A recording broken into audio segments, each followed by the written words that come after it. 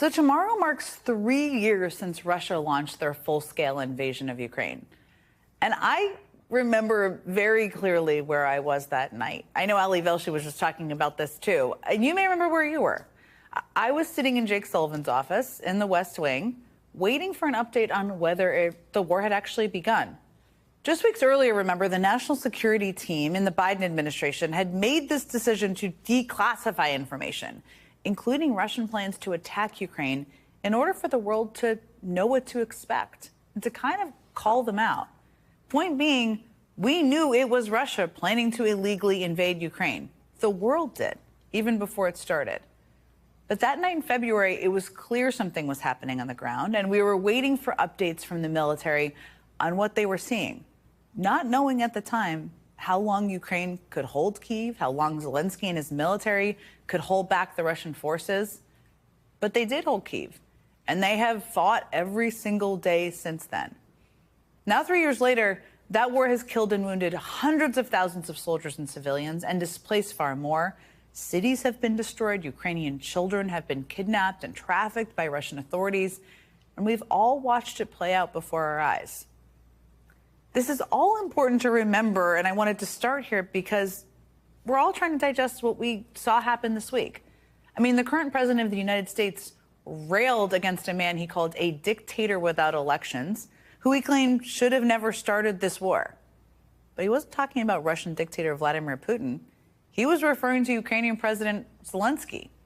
It didn't stop there. He also falsely claimed that Zelensky bamboozled the United States into helping him pay for the war, that he had a rock-bottom approval rating, he doesn't, and that he didn't even deserve a seat at the negotiating table to end a war in his own country. And he said all of that while continuing to praise Putin and parrot Kremlin talking points, as he's been doing for years. Now, obviously, this embrace of Russia is not new for Trump, but it has immense implications for America's moral authority in the world.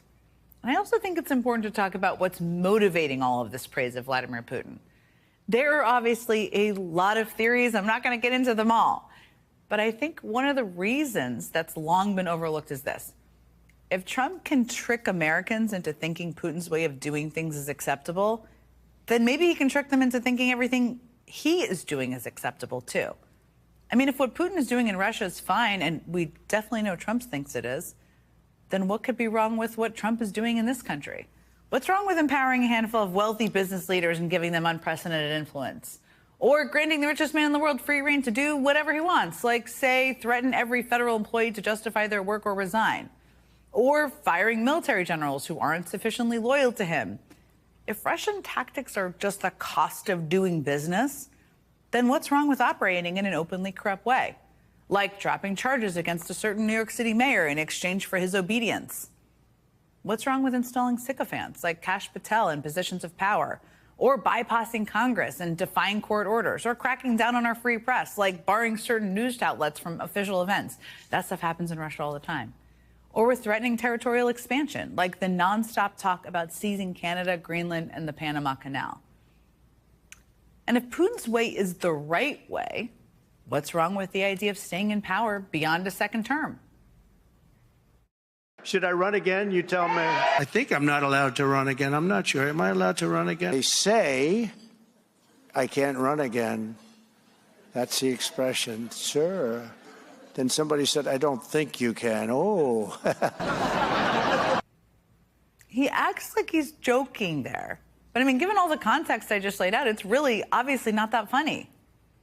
Look, the point here is this. If Trump can justify Putin's behavior, then he can justify his own. But the problem for Trump is that's a pretty steep hill to climb, because the American people don't like Putin's way of doing things. I mean, take a look at a few polls out this week that kind of tell this story.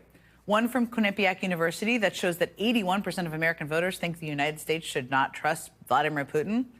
And another from the Washington Post that shows that by a 17-point margin, Americans think Trump has exceeded his authority since taking office. So that's a majority of Americans in multiple polls telling us they don't want to be anything like Russia. And some lawmakers are starting to say that too.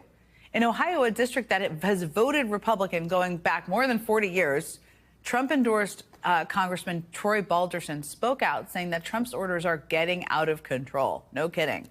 In Alaska, Senator Lisa Murkowski said, we have to stand up to the mass firings and efforts to withhold federal funding. And even when lawmakers don't really want to talk about this, they can't seem to get away from it. Like in Wisconsin, where constituents at a town hall carried signs with slogans like, presidents are not kings, and demanded answers from Republican Congressman Scott Fitzgerald. And in Oregon, where Republican Congressman Cliff Bentz was met with booing and heckling from crowds, all frustrated over Trump's recent executive actions. And in Oklahoma, where Republican Kevin Hern tried to talk about the border and the deficit, but his constituents only wanted answers about Trump and Musk's erratic government cuts. And in a ruby red part of Georgia, where Republican Rich McCormick was peppered with questions from a very fired up crowd about Trump's power. You don't think I'm going to stand for you?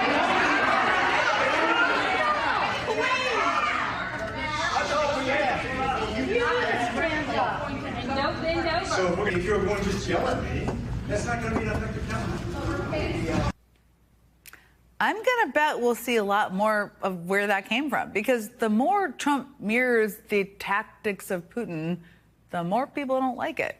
The more he leans into the behaviors of an all-powerful dictator, the more people push back. So he can try to rewrite history and paint Putin's actions as acceptable to justify his own actions. But it doesn't mean we have to let him. People don't seem to be out there.